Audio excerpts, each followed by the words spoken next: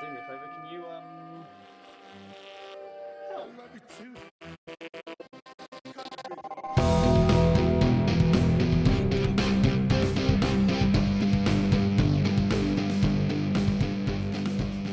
Hello and welcome to Damn It Vacant, a wrestling podcast. I am Ellis here with Joe, and today we're going to review OPW's War on the Shore 2026. 5th edition? 4th edition of it? 5th. So it came back in end. Now you're making No, it out. the first show that they did was summer 2021, so the first War on the Shore would have been April 2022. I've got Cage Match up here. So. Five editions of it, if I am correct. So this is Odyssey's biggest show of the year. It's a WrestleMania. It follows on from the Overboard Rumble, which we reviewed a couple of months ago. Thank you to all the listeners for that. Yeah. Appreciate that. Did quite well. It did. So yeah, we went, Darren, Joe, your Joe, Pete, Theodore. Hello. Yeah. Usual crew. Thank you to OPW with the little signs on the seat with our logo. I know, it makes me feel special. It makes you feel... There's always that thing when it says reserved and you're looking at it going, there's 5. I don't want to be big-headed and think they're mine. But... Well, it's not only that, it's every time we go, because we pay for tickets, like, super secretly. We don't, we just pay them rather than go to the booking website. But it's always one of those, and what's the tickets under? And it's always well, it could be this or it could be this, because I can never remember. It's different every time. Ethan changes it every time. I know, but like, 9 times out of 10, Ethan has to come down and go, yeah, they're fine.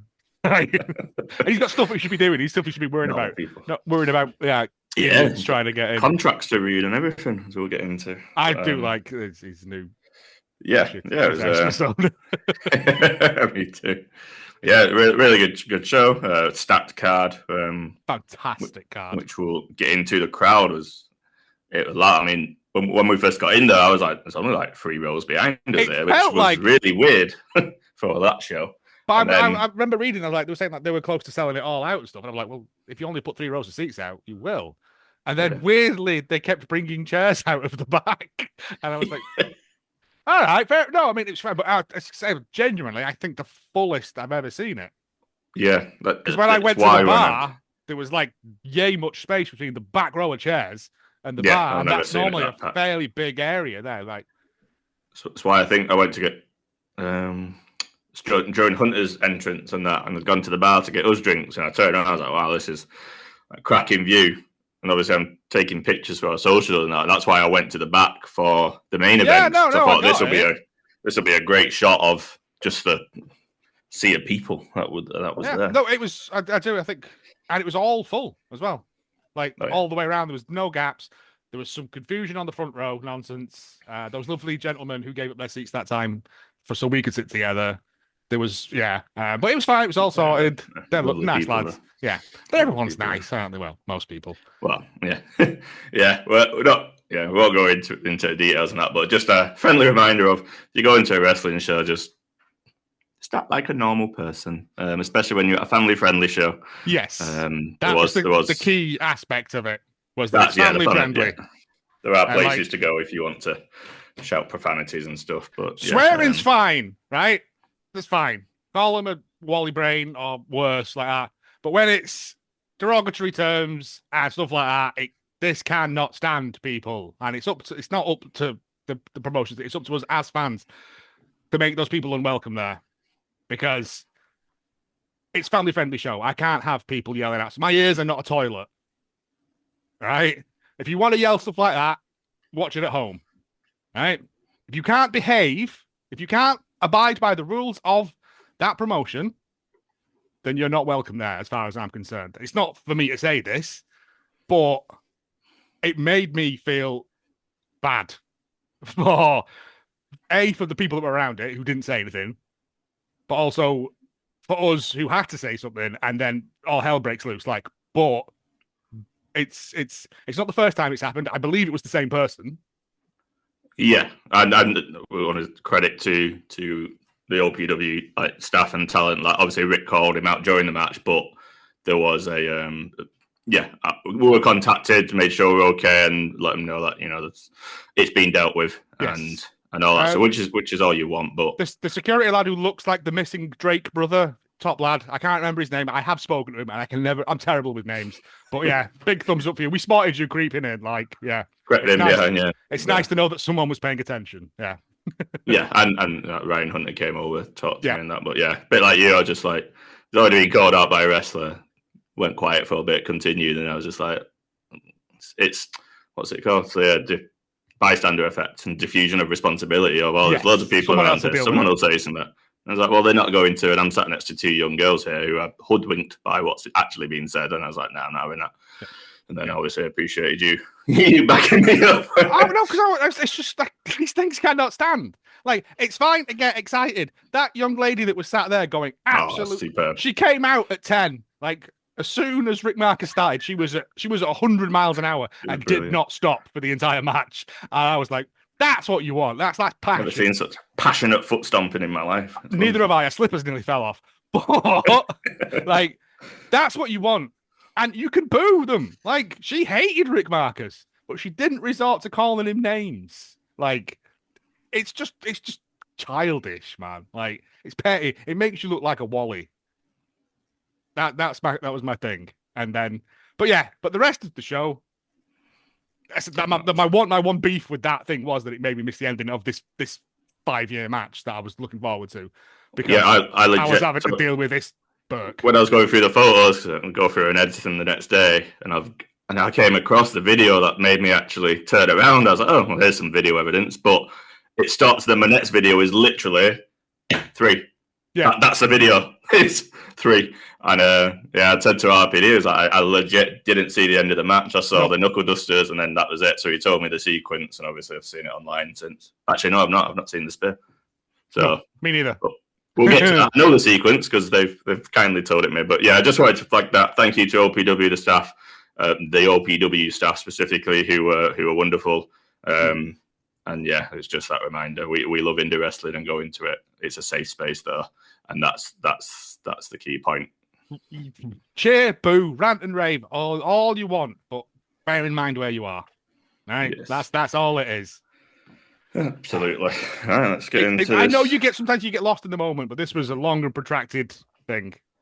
Well, yeah, everyone can make mistakes, but you've already been called out by a wrestler, and then 10 minutes later you're carrying on. So yeah, message hasn't sunk. No. So we had Silent Mount was joined by friend of the pod, Greg Lambert, to begin with. I don't hate Greg Lambert. I don't know why you've got this into your head that I hate Greg Lambert. Friend of the pod, we chat, and I made a mistake. I felt really bad. So. And the entrances, they do like the big entrance, don't they, for the main event? Yeah.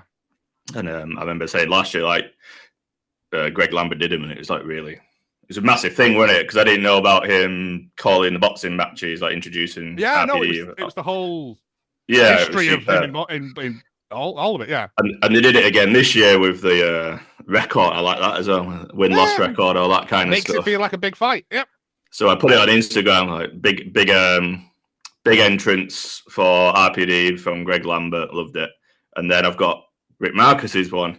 And I was like, and again for Rick Marcus, tag Greg Lambert. And then Silent Mark had DM me going, Greg, was it? And then I looked back at the video. I was like, oh, shit, no, it's... Yeah, they always take one each. That's the thing. I felt bad. So I deleted it, posted the proper one. And he was like, that's better. And I was like, I blame the shot glasses. I've got your face on. But yeah, no, Greg was out there because, I forgot his name now.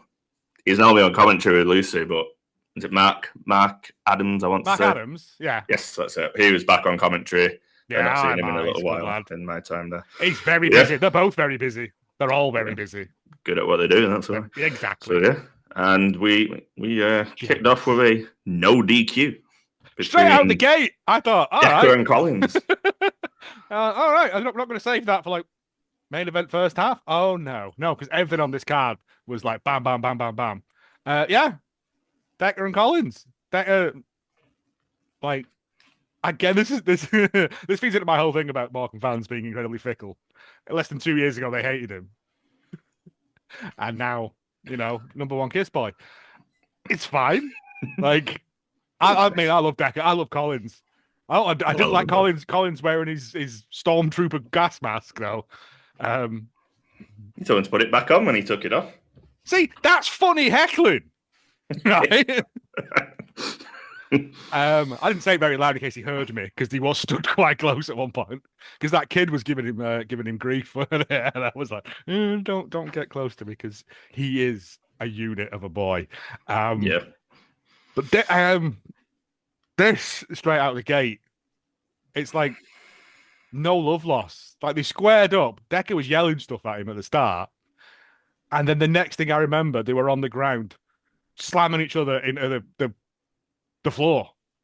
Like, Dekker did a springboard elbow from the apron out. That looked grot. Yeah. No, but it was just like it went from like the young lady. It went from 0 to 100 straight away. There was no feeling out, none of that pushing each other into the corner. It was just right. Well, one of us has got to die so the other can live. Yeah, but that's what it needed. This is, I think, a year. Obviously, I've missed a lot of shows with the injury and stuff, but this is like a year-long thing, really. Yeah. It makes sense. So and it's that thing of what we say when it's a grudge match. It should be, well, yeah, I'm out to kill you. No headlocks, no collar and elbow tie-ups. Yeah. Just, I've got a chair. One of us is not getting out of this ring. Like, yeah. Well, speaking of a chair, Dekker did introduce the chair, and it didn't end well. He ended up in the turnbuckle getting it drop kicked into his face. That looked awful to take. I'm sorry, that looked like. But no, there was the fighting in the crowd. They fought at the bar. Dekker scoop slammed Kollins like onto the floor, and that's not the dance floor back there. That's not sprung. That was just floor. Because the thing is, when it's behind you, because you sat at the front, when you turn around, you've got a sea of other heads to see over, and it's fine, whatever. I know that's how everyone else sees it. That's how they see it. Yeah, I know, but it's better in an elevated position, as Katie said. So when they're in a ring, everyone can see it, but when they're over there, so I was like, but I heard Kollins hit the ground. I felt Kollins hit the ground because the floor shook. Like, I was like, back in the ring, lads. But yes, the chair. There was a chain as well. Kollins got a chain from somewhere. Yes, that's how he turned it around. Dekker went to hit him with the chair, and he got chained instead. Drop kicked into it, and then there was a series of belly to belly suplexes that Kollins just delivered on Dekker. One after belly to belly. There was a German. I think there was a release German. It was like yeah. Yeah, it was like a suplex city. Kollins. Well, yes, but. Well, it's just, I was like, he's already dead. Leave the boy be. Stop throwing a corpse around.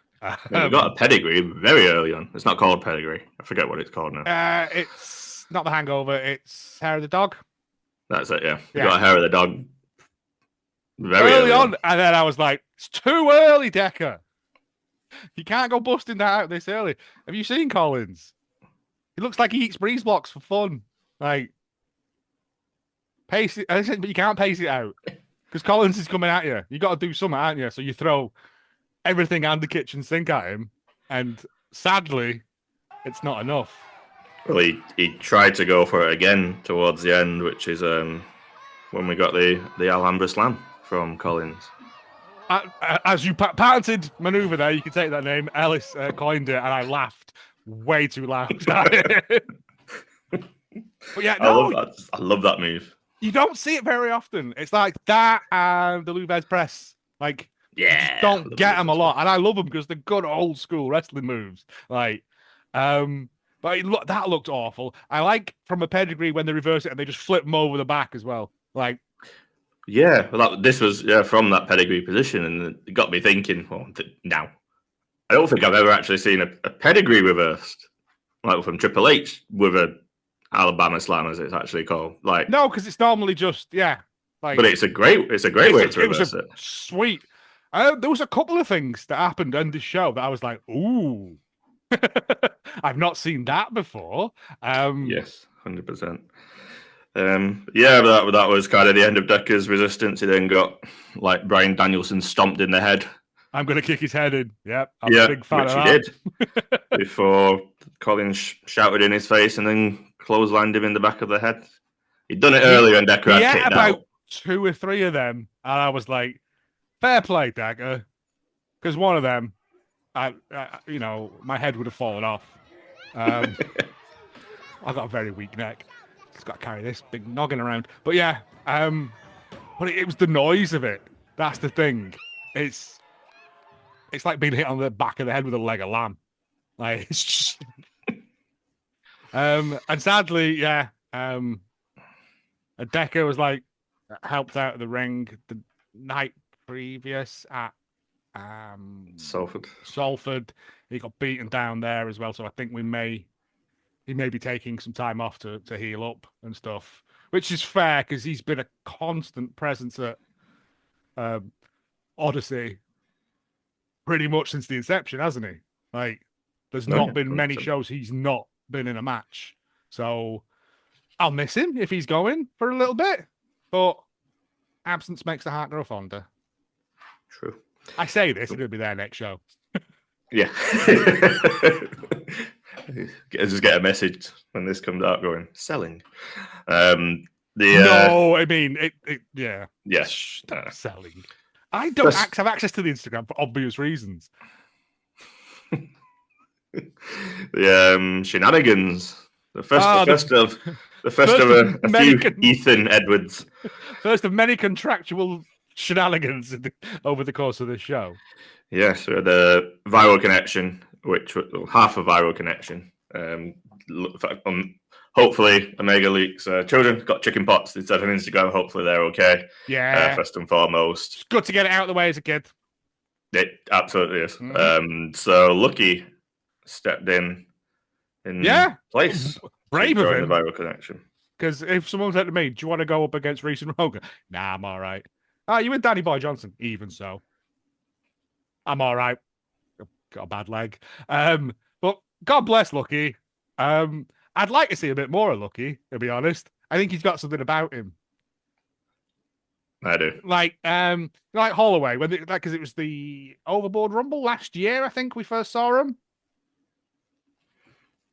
I think it was. Because that's where we first saw Sunam and other people who were there as well, who've done bits and stuff. But I like Lucky. I feel if I went and spoke to wrestlers at shows, I'd have gone because he was just kind of stood there on his own a bit. I felt a bit sorry for him, and I was like, I don't really. I'm not good at talks in real life.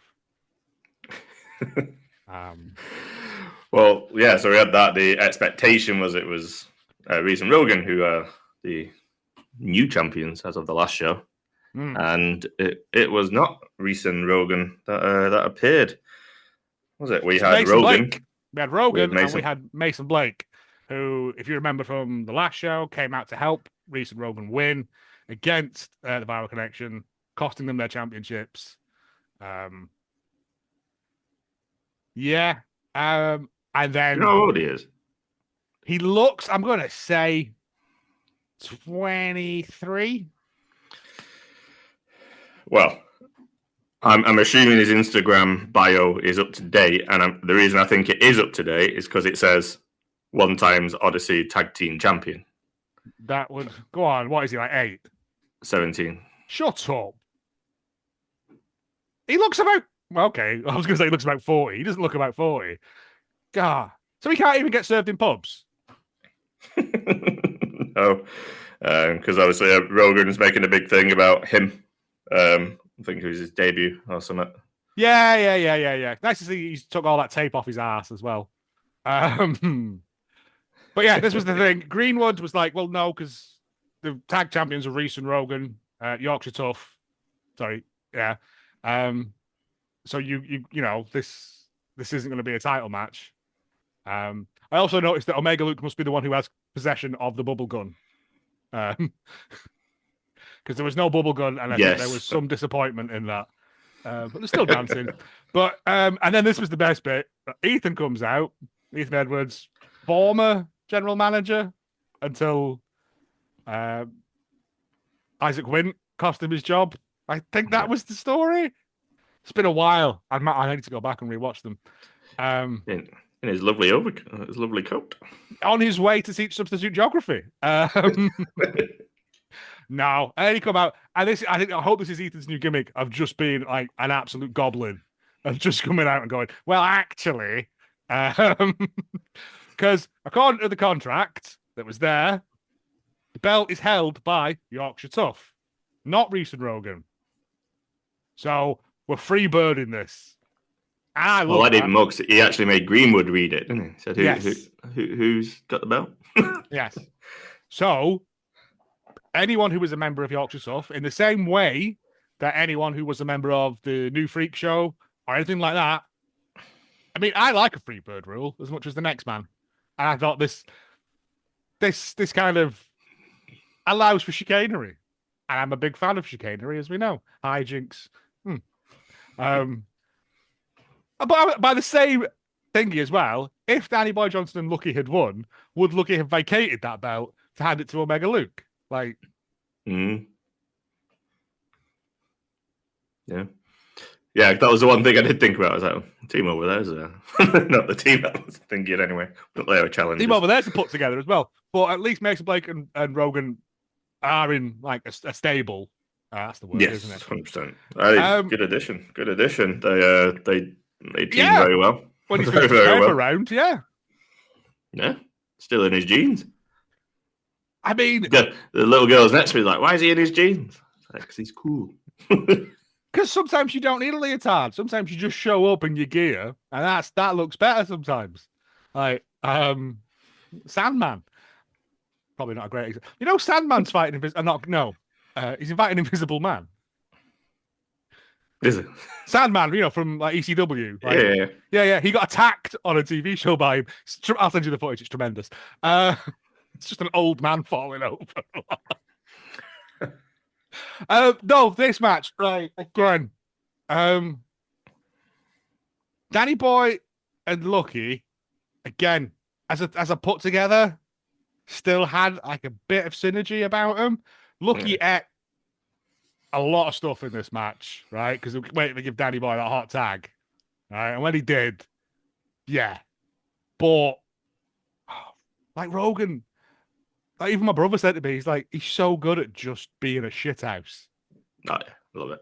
Old school shithouse. It's just little bits that if you're not looking at what's going on in the ring, if you're just looking around, he's just doing stuff, and I love it. It's brilliant. There was some tremendous stuff in this though.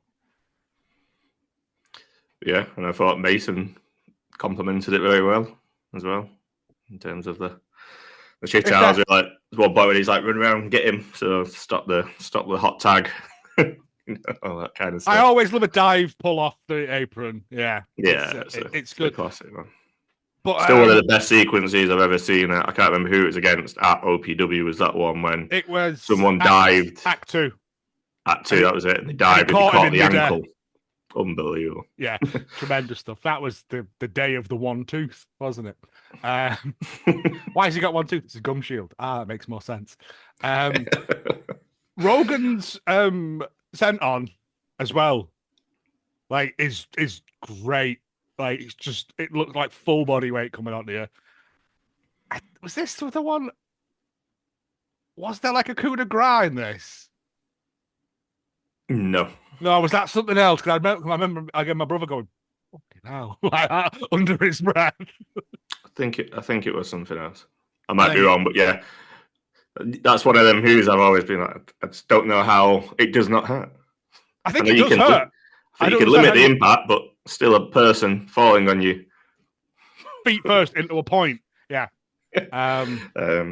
Yeah, no, it was a good match. They were on top throughout, pretty much, by a brief hot tag flurry. It was ended with Blake giving like a side sit down choke slam, and then Rogan finishing it off with a diving headbutt off of the top rope. Yeah, to look here. You know how I feel about diving headbutts. I don't care for them, just because there's been studies shown, and I guess on occasion it's not so bad, but Rogan's amazing. Well, I've never really noticed this as a move. No, I've never seen him do it before, so it might have just been a one-off thing, just like cement. Well, so they've not got the normal Yeah, So I got yeah, the restarted to do the normal normal finishes tag and that. finisher. Yeah, I guess. But yeah, Yeah. so Walked out the winners again. It was cracking. It was a good quality old school tag match. A little bit of flippy in there from Lucky, but mostly just Rogan and Blake wailing on him. Good stuff. yes, we then went into match 3, which was for the Morecambe Bay Championship. Alexander Gray's first defence, having declared after the Overboard Rumble, he ready to fight everyone, decided to have a battle royale as his first defence with about 8 other people or so. 1, 2, 3, 4, 5, 6, 7, 8, 9, 10 by my count. 10.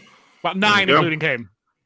Yes. And we had the surprise return of Isaac North here. And I have a tremendous set of pictures of Getsky, Holloway, everyone. Oh, I mean, so in the match we had Anthony Getsky, we had Ernest Boggs, we had Holloway, Jack Johnson. I'm seeing double here. Jack Mercer, who is growing on me, I will say. Like his relentless enthusiasm is mildly infectious. Like Joey Hayes and Nate Reese. I was a bit weird to have a battle royale as your first defense, but I love a battle royale. It's Alexander Gray. Don't care. I'm just gonna say, if you can say, yeah. But yeah, I think North was second to last out. As I found, everyone else was in the ring, and as he came out, like the ring just clears. There's a great bit of Holloway trying to hide behind a ring post. Like, yeah. I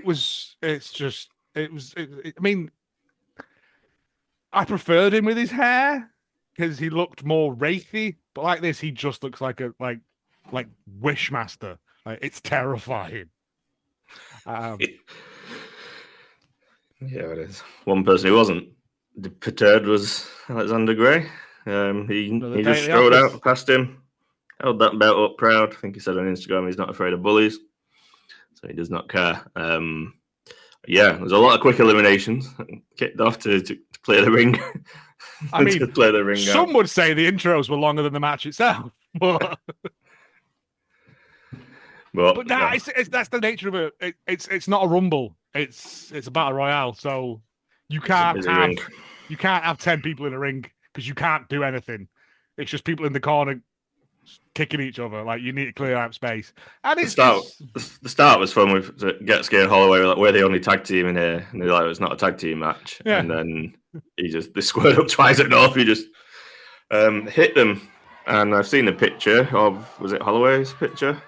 Oh, that was Jack Mercer, wasn't it? Is that Jack Mercer's one? I think that was Jack Mercer when he backed into him and did the turnaround. That was the one, yeah. And then he just lit up his chest.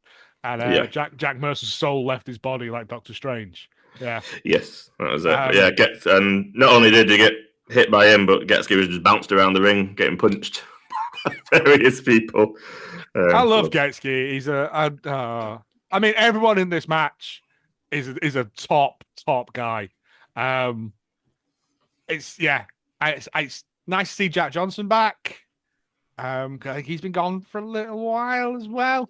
Joey Hayes, again, number one Morecambe boy. Couldn't do no wrong. I told him it was weird when we went to Southport to Kingdom of Wrestling, and he's a heel there. And I've not seen Joey Hayes as a heel in a very long time. And it makes me forget because he's great at it. Like, it's and I was disappointed that Boggs got eliminated so soon as well, because Boggs is drawing proper heat from that crowd as well. Only a small box of tea this time as well, though. Because last time it was an industrial catering bag of tea, weren't it? It was. But, I've never seen children scramble to collect tea bags as souvenirs as well. It's a really weird thing. That was funny. But yeah, eventually came down to the final two of Isaac North. And Gray, yeah. And Gray, which I want to put it on the Instagram. I was like, I'd very much happily see this. I mean, I hope. Run back. And Gray responded and tagged OPW. He's like, he's happy to, if they are. Well, it kind of was kind of North for a lot of it. And then Gray, Gray should have more chin-based offense because of his titanium jaw. I don't know how. It's very hard to hit people with your chin. But yeah, he eventually. I think does he low bridge him? I think I can't remember how he probably won. To be honest, I think North had put him up on the turnbuckle and he wrapped his legs around him and. Oh, yeah, I was going to do that. I thought we were going to get a who hits the floor first. Yeah. Yeah. No. Yes, that was it. Heads him over the ropes and down. And as he said, again, he's very good on Instagram. As he said on Instagram, never skip leg day. You never know who you're going to come across. But no, as North was leaving, he stared back at him, and North was like, "Do it again, then." Like, yeah. So, I mean, yeah, a full match of that. Thumbs way up. 100%. And then the main event of the first half was the returning match for Ryan Hunter versus Darren's favourite bridesmaid, Teddy Ray. Yeah. He did get a thumbs up for his 2-bit shirt. He was made up. He didn't see it. I saw it. Yeah, I was up at the bar for this one, which is where I first kind of saw the panoramic view of the audience, and they were very happy to see Ryan Hunter back. New merch. Lots of yellow shirts in the crowd. How quickly they forget. And people hate Teddy Ray, and I love him. Like, I love him. He's so good, so good. But I mean, Ryan Hunter as well is moving like he did when we first started going. Like, and that's, I'd say better. It's a long time ago. I may be misremembering. And that's not a slight against him or anything. He just looks fucking focused now. He looks like 100%. He's there, and he's there for this. There was a bit I noticed where he was doing boxing stuff, and I was like, hang on. He won his boxing thing, but we've already got one person who used to be a boxer, right? But he never mentions it. Also called Ryan. Oh my God. Not like that one. Mate, I'm not that clever. But yeah, and I thought, if anything's going to make RPD lose it, it's people stealing his bit. What impressed me most in Hunter was his footwork in terms of the kicks. So he did like a springboard. What's it called? Disaster kick. There was a big roundhouse he'd done at one point. Yeah, that's it. It was a series of high roundhouse ones. I can't lift my leg even 30% of the way you've just lifted it up there. I mean, you were in a car crash, but even before that, I couldn't. Before the car crash. But no, they looked so. There was so good, but also like in terms of there was like Teddy Ray, so you're going to get some chain wrestling, like. I love him. Yeah. That's what he does best.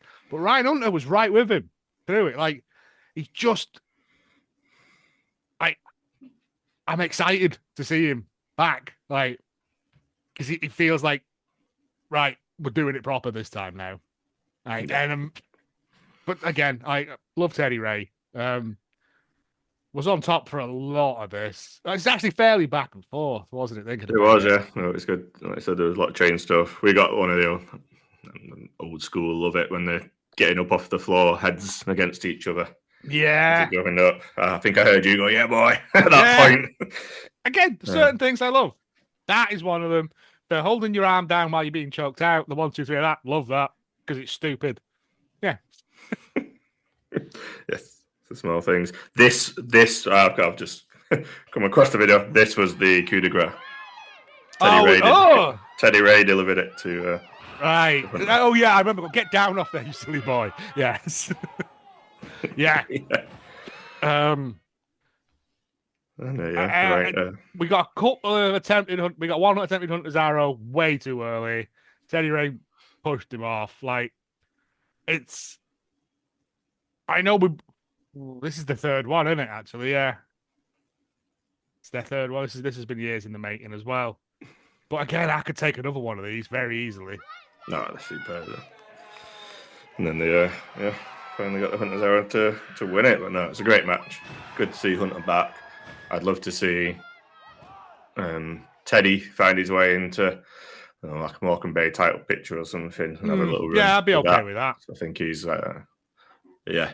I remember one of the very early pods that we did when we were interviewing people with Ethan. When Ethan first, I think he was the first person on, and I remember him. He was called 2-Bit then, but I remember him saying then, like, this guy is like one of the best wrestlers around. Obviously, he went away for a bit in terms of Morecambe, didn't he? He went to Australia for an excursion. Yeah. I told you one of my favourite matches of this year so far was him against Scotty Rock at Catch. It was just unbelievable. Legitimately one of those ones I was just like, this is like the one where they knocked the lights on the roof and they had to move outside while my Greenwood taped them back up with that tiny children sellotape you get. But it didn't detract from just how good they are together. It was briefly scum, weren't they? In Morecambe, yeah. But it was just one of like Teddy Ray is brilliant. And I like I said, I like to see him in maybe not the title picture. Well, I'm putting him in the title picture myself personally because he's that good and he's everyone he's wrestled. It's been a great match. Yeah, you probably say that. I mean, he has. I mean, he could because he was there with Rick Marcus, weren't it? And it was like next time. But yeah, he's the kind of wrestler where you go. Most people probably have the best match with him. Yeah, I'll take that. And then also after being hunted, arrowed, and pinned, he rolls out the ring, gets stuck, and stays upside down, sort of hanging out of the ring for pretty much the entire interval, which is dedication to the bit that I very much love. People queuing up for the photos, and then I think he'd put on Instagram a picture of someone in a chair that going, I don't remember any of this. Yes, we had the interval, came back from that, and we had Lana Austin defending her newly won. So yeah, they announced it. It was a rematch. Lana Austin defending against Leah Raven. Former champion Leah Raven. You'd forgot about non-union Sting, hadn't you? I had completely forgot about non-union Sting until he came out, and I was like, yes, non-union Sting. Stang's here. Yay! He spoke this time as well, and I'm like, you're not getting paid to speak, Stang. I can't afford to pay you to speak. It's like being an extra. You just don't get paid for that. He did. And Holly Barlow was there with Alana. Yeah, Lally. If I had more money, I'd have got some shirts, but they had some good merch up there. They've got great merch. The artwork that they have as well up there is brilliant. Yeah, great chemistry these two have got. The first match last time was banging. I like this one as well because it's different because there was less of all the shenanigans. There was obviously a tripping up bit that they each did, but like last match, it was shenanigans central. That was more of a rescue shenanigans though, whereas this was just tit for tat shenanigans. Yeah, but it was more them. One versus one, which is what I liked. Yeah. Again, I think I've said some. In the past, I have said some things about Leah Raven. I think she didn't defend it for a long time, but I know she was suffering with her mental health and things like that as well. But then she came back, and all we got was those shithouse matches, didn't we? For a long time. Mm. And whether that was because she didn't feel comfortable doing them or whatever, but I'm like, mate, you've got it. Like, this was great. The live one you had last time was great. Like, more of it. Like, get yourself out there because they hate you. They hate you. Yeah, she's got them.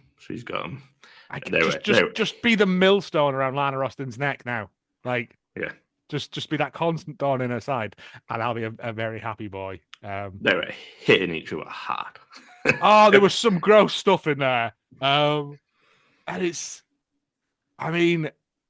it was also nice to see all those girls that were there last time when Lana came out, just going around high five, but they all come back to see like their champions. It's just beautiful, beautiful stuff. Like, yes, we love Lana. We love Leah as well. Call back to the last match because we got a power bomb from the turnbuckle, which was a nice little throwback to how she actually won the title, doing it through the table last time, which I did enjoy. We did get a bit of shenanigans, so Holly upturned Stang. Like literally, like 180 degree upturned him on the side of the ring. He landed on his head. It's very good. That Enjoying yeah, I was a bit. Ooh, is Stang all right? I don't want a dead Stang. No, it's good, and like I like Lally as a thing, just because it's just fun, isn't it? Like it's the puppy humping your leg sort of thing. Like it's just like yeah. She won with a discus lariat. Yeah, she normally does, man. She's got a really good discus lariat. Very good discus lariat. And My one thing now is we need to get other people in there for this belt. Well, we had. Oh yeah! Oh god, I forgot. Yes. Oh yeah, because at the end of the match, like, oh my god, my brain's gone blank. Oh, Natalie Sykes. Yeah. We haven't seen her in Morecambe before. I was very, very excited. Natalie Sykes comes out and like it descends into a bit of a brawl and stuff. But if we get Natalie Sykes versus Lana Austin, yes, big thumbs up there. Natalie Sykes is staple at Salford. She's great. She's I think I was talking to someone at the bar and I was like, she's the wrestling equivalent of just having like a wasp just behind your head constantly. Like her whole thing is just being like, was it the 21st century problem or something? She's just an annoying like person, but it's so good. She's so good, and I'm excited to see her at Morecambe, to be honest, because I think they will hate her, and that will fuel her more. I can see the first match being a tag match because obviously she came with Leah, and the brawl was 2-on-2 with Holly there. I'll take it. Any day of the week. Yeah. Could see that. Could see that there. Yeah. So just great form match a there. perfect loop of the fans hating her and her just using that to fuel herself. It's yeah. Yeah. Then we Ethan Shenanigans round 2. Tag match with him and Troy, as it was advertised anyway, against the Health Club. Nightmare and Sheriff Steele. Ethan was still dressed for his lesson, which didn't look match ready. Nope. And apparently he can not be in the match. Was he not cleared or something? No, he had a life-threatening, a career-threatening finger. Oh, I think I got to the bar at this point because I was like, you had yeah. He was stood in front of us like, look at the specimen here, Troy, and then he was like, he had a little plaster on it as well, and he was like, yeah, I've injured the tip of my finger. It's career-threatening. It could be. So it's going to be a one-on-one match, and Greenwood or someone was like, nope, it's a tag match. Was like, it's a tag match. Greenwood, you're in it. Yeah. So he had to take his glasses off and his shout out to that kid dressed as Isaac Wint. Oh yeah, homemade t-shirt, bum bag, everything. I was like, hat. That's dedication. That I love that. It's so good. That's why wrestling's great. Yeah, it was basically a handicap match. Well, Ethan came in, he's like tagged me in for the pin, and then he got rolled up. That's like, I will say Troy Ryan is looking more and more like a He-Man action figure as the days go by. Like he's just cut, isn't he? It was a good match. I just like Ethan's new thing of being a goblin is great. My one like sort of minor grumble about this was that it didn't further anything really.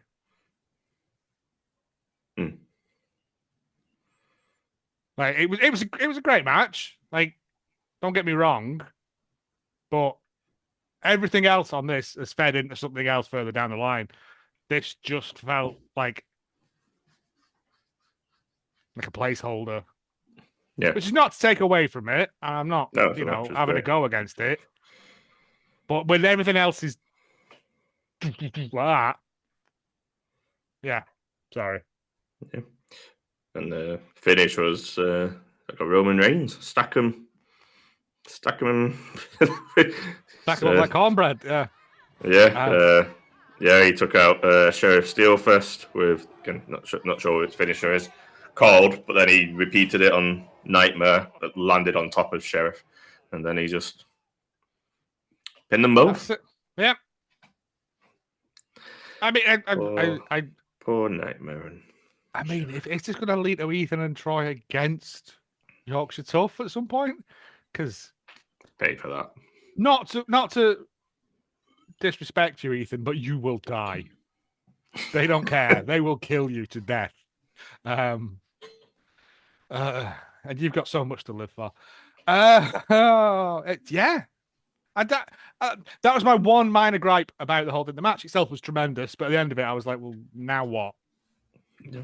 Well, find out. Again, not everything has to mean something. Nope. And then that led us to the main event. Fabulous video package made by Will Carter's company. Check it out if you haven't already, because it was 100%. Showing their history. This is a 5-year story, but it really extends beyond that. So it's 5 years since OPW started, but this extends back to like pre-pandemic in terms of when they first met and that. I did listen to, I already mentioned Greg Lambert before, but the Mark and Wrestling podcast did a really good. It's very good. Interview with both of them back to back on the week of, and just more detail about how they basically came to be in each other's orbit. Big match field, playing 1-on-1. We've had the last man standing. We've had careers on the line. We've had all the shenanigans and monkey shines, and it was just two men. Who is the better man? Yes, and we've already alluded to new moves and pulled out and things that we've not seen before. They were getting it. We had a sling blade spine buster combo from RPD to Rick at one point. Very happy with that. There was also a lot of using each other's moves. Yes. Yeah, which I'm a big fan of, which is a real big, wow. Yeah. And makes even more sense when you've got the two people who know each other inside out. This is it. That's why I appreciated them pull it Rick did a stunner at one point to RPD, and that's why I appreciate doing new stuff, because you're going to have to do new stuff if you're going to want to have the edge over them. Yeah, stuff you've never seen you do before. This crowd was loud, really all loud. The way through it. It was non-stop. There was that bit. I think we talked at the last show, the Rumble, and RPD won. How we loved the bit when he'd eliminated a bunch of people and he was celebrating in the crowd, and Troy Ryan came out and they did the slow walk and got up in the ring. Obviously, it wasn't like that here, but they did a similar thing where they both got knocked out of the ring on either side, and then both stood up face to face and then got up onto the ring apron. I love that. It's silly, but it's good, isn't it? It's good. Wrestling. Yeah, it's wrestling. We've got a double Kevin Owens moment as well, which I was very happy about. That's what it came from. That was. I was going to say, I think it was, they both got knocked down in the ring. They got to a 9, and then they both ran. Well, I was like, they're going to KO this, aren't they? Yeah. But I've never seen a double KO like that. Yes. Yeah, it was literally everything I wanted it to be. I was so happy because it felt like genuinely I have to throw everything at this person. Everything I've got. Even stuff I'm not sure that I know what I'm doing with it. I have no choice. This is it. This is to swear, shit or bust. Take a swear, I've just swore a minute ago. But yeah, and both of them were doing it. And there was moments of it could have gone either way. Yeah. It was genuine 2.999s that I bit big on. Some of that, the chain stuff at the start was. We talk about seeing new moves that they're pulling out, but some of them reversals and the stuff that they were doing there was lovely stuff. Big fan. It's just I've never done this with that person. They've never seen me do it. Let's go for it. It legitimately felt like what it was, two former friends trying to kill each other. Yes, and it was there's a story of Superman punches really quite early doors we got after that chain sequence. He ended up outside where Rick was on top and congratulating himself, Ciampa style, to the adoring crowd. giving a thumbs up to people in the crowd who were big fans of his. I got a thumbs up because I had my Rick Markus shirt on. Yeah. But then, he turned around RPD, Superman punched him off the ring apron, jumping to the outside, and they were just both laying in front of us, absolutely flat out. And I was like, Christ, we're like 7 minutes in here. I was going to say, we've not broke 5 minutes and we're already at this point. Yeah. Right. Okay. I'll go and get the we had another. I think the bit that led to the KO rollout was like a desperation Superman punch from RPD when they got back in the ring. Rick was running at him and he just hit him, but they both fell. I think, was it not a spear, like Superman, like meeting thing sort of thing? I thought, was it both of them doing the same thing at the same time? I genuinely can't remember. I was giddy. Yeah. They both Superman punched. Is that what it was? Yeah. No, yeah. It was them going for the same thing. Yeah, they both got hit. They were both laid out. And that's when they rolled out, and we had that sequence of them getting back into the ring. Sit out powerbomb from the top rope from RPD. Again, reversing that. It was just absolute mess. It was all kicking off. But yeah, and down the home stretch, we had. I was hoping we were going to get the kind of best way, like the Roman Reigns bloodliney stuff of the pandemic. Do you know when they used to basically cut promos in the match and you could hear him speaking and it added to the stuff? I was hoping we were going to get that because of the history these two have got, and we did. We got another one of them synchronized. They're both in the corner. They both get themselves up. Which again, though, that feeds back to, I think it was last year's one where it was the last man standing. Or was it the year before? I can't remember. Yeah. But yeah. Last year's was last man standing. It was just because they were both in the corners climbing up, and Rick slips, and I was, you rascals. Yeah. I was genuinely hoping we were going to get a Shawn Michaels sort of "I love you" sort of moment. Yeah. We got that talking where I think RPD was like this is your fault. This is because of you, and Rick was like, We've done it. We said we wanted to get to the top together, and he's like, "We're here. We're here at the top." And then he slapped the spit out of RPD's face. He did. He come out of him. But again, to quote Lynn Benfield, what does it cost a man if he has everything but his soul? Yeah. Ryan was like, I didn't want any of this. Got absolutely slapped. And then Rick was like tapping his head like he was a smart one, looking cocky, but then he turned around and got a Superman punched. Because, he tried to, a belly to back suplex RPD, but he landed on his feet. Yeah. And he thought he'd got him, turned around. And this was, I think, the first of the 2.99s. I mean, credit to RPD as well, because when he's doing the pin, he's doing the 2, because he thinks he's won. And to be honest, I kind of liked the cockiness of that, because part of Rick Marcus's thing has been that RPD is arrogant, and he's always thought he's going to beat him.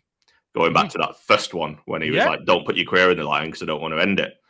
You think you're going to win, and he's always like, "You never think I've got a chance." And he's always claiming that there's an arrogance there, and I like the fact that he showed that arrogance while trying to do this pin in a match that he's struggled tooth and claw to get to this point. Yeah, 100%. Could have hooked and then he nearly lost it all because he popped up onto the top rope to try and do a Superman one because he realised, like an avalanche one. He was like, I've got to do more. But he ended up getting speared out of his boots because he missed it, turned around. And that was another 2.99. Yep.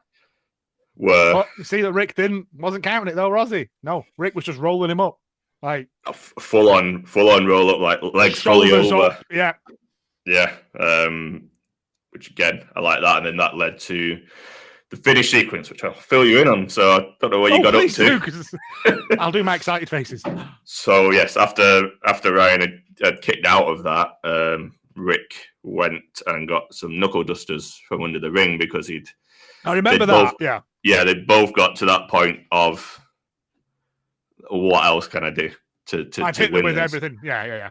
Yeah, so he's got them on. Obviously, the ref's telling him, "No, I remember you going. He's going to get DQ'd. It don't matter to him. Like, keep the belt, won't he?" Yeah. And I think Ryan's shouting at him. RPD's shouting at him, like, "Don't do it this way. This isn't how Not it should like be." This. Yeah. And he's got his head in his hands, Rick, and he turns around because he's having a conflict. That's where I saw up to as to when we turned round. Yeah. So then he ended up taking the knuckle dusters off. But in that second, Ryan had steadied himself, and Rick went to hit the Superman punch, and RPD speared him. Ah, the reverse Rooney. Right. Yeah. Nice. Lovely.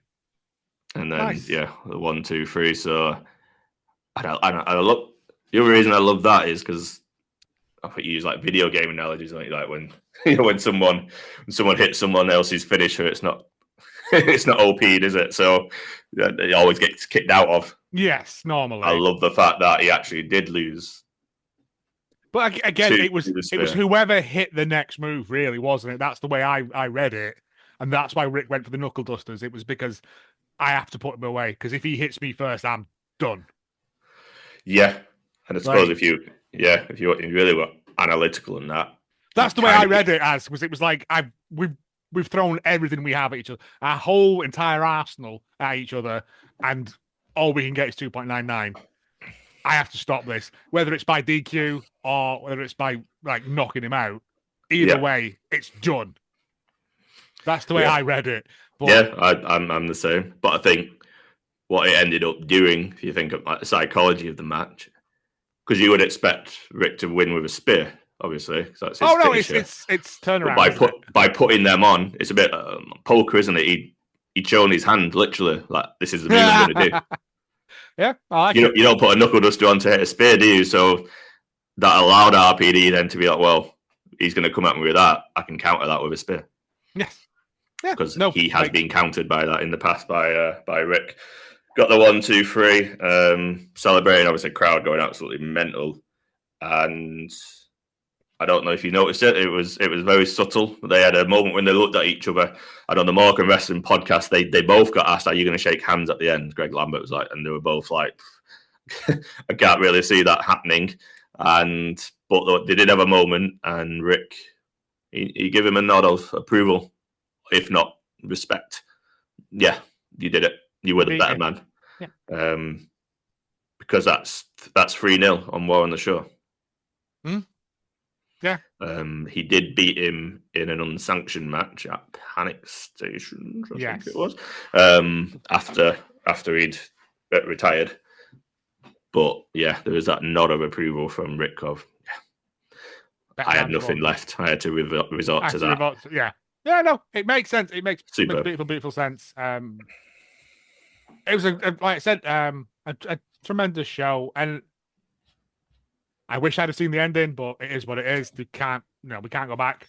But a fantastic show from top to bottom, as always, at Odyssey Pro Wrestling in Markham.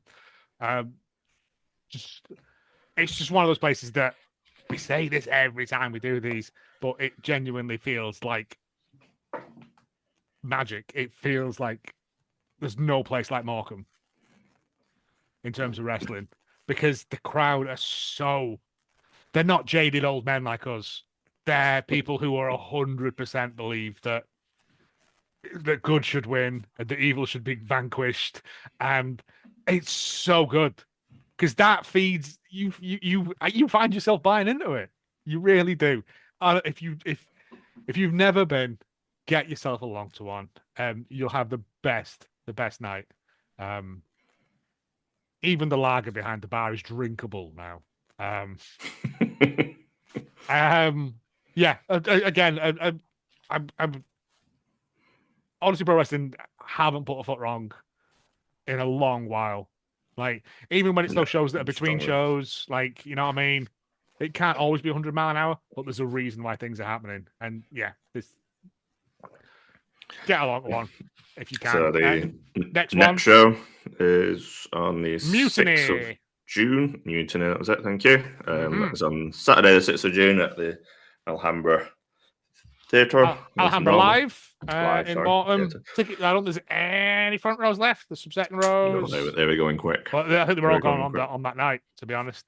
But yeah, I don't. They've not even announced. That's how good it is. You see, they've not even announced anything for the card yet, and tickets are going. Get yourself along to one if you can. If not, bang them a couple of quid on Patreon. You can watch the entire run of stuff because it's really good. indie wrestling. It's family-friendly indie wrestling that makes sense, has stories, is funny, has made me cry at times, has made me gasp audibly when things have happened. Like, it's just good. It really is. And I know that there's probably one of these near you. Go along to that one then. But if you can, get along to Odyssey, because you'll have a good night. We're always there, but you don't have to talk to us. Perfectly put. So, and speaking of talking to us, isn't it next week we are interviewing former OPW champion? Yes, we do have an interview lined up with Rick Markus. So it'll be interesting to get his thoughts on the stuff we've said here, but on the match himself and what's next for him. What's next for him? That's the thing I'm intrigued about. Could he go back to retirement again? Could that be the end of him? I hope not. I like Rick. He's just a tremendous shithouse, as I always say. But yes, that's next week. Thank you very much for listening. If you can, get along to Morecambe. If you can't, watch them all. I think they put some free matches up on YouTube as well. Nice. Just go and watch them. If you're like, I don't know whether this is worth £4 a month of my money. Times are hard, I know. But you've got 5 years worth of matches there and some tremendous stories. Will Carter, RP, like there's loads of stuff in there. Get on it. So, thank you everyone for listening. See you next time. Goodbye. Goodbye. I got